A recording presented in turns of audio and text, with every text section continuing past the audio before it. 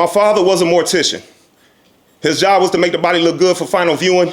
For 35 years, he took pride in his profession. My father was also a husband. And much like his occupation, he dealt with multiple bodies. Dressing them up in fake emotional commitment for his own personal viewing. See, open caskets and open legs was the same to him. He stuffed them both with dead weight.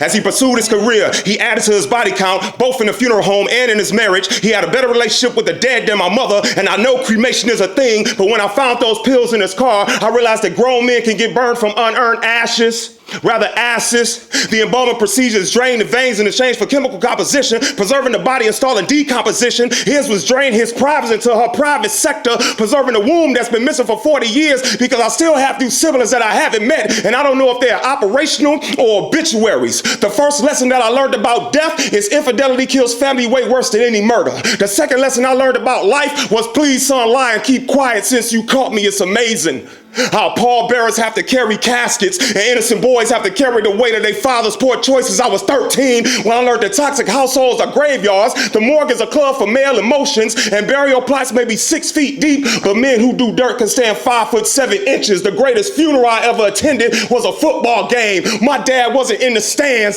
I was dead, knowing that he chose to drive his hearse to the gates of a wet cemetery that night instead of watching his son get sacked. So excuse me if I don't get emotional during somebody's final breath. At least they leave in a body bag. My dad simply bagged bodies, so it's no surprise the first time I had sex, I saw open legs like an open casket. I didn't know if I was stiff because I was aroused or if I was about to bury myself alive. And they say dead men tell no tales, but a cheetah lies more than the bodies they examined. Did you know the average cost of a funeral is $6,000, but an undisciplined penis will make you pay 10 times that price? And I swear to you, this is not a diss poem to my father, but an open letter to married men who participate in the same ways. You may be happy that your household is blind, but those bumps on your genitals are a form of braille you really don't want to feel, because sometimes before you enter the coffin, you gonna start coughing, and the pastor reading you your last rites is nothing but him repeating all your life's wrongs. The day of my father's funeral, I saw none of his side chicks,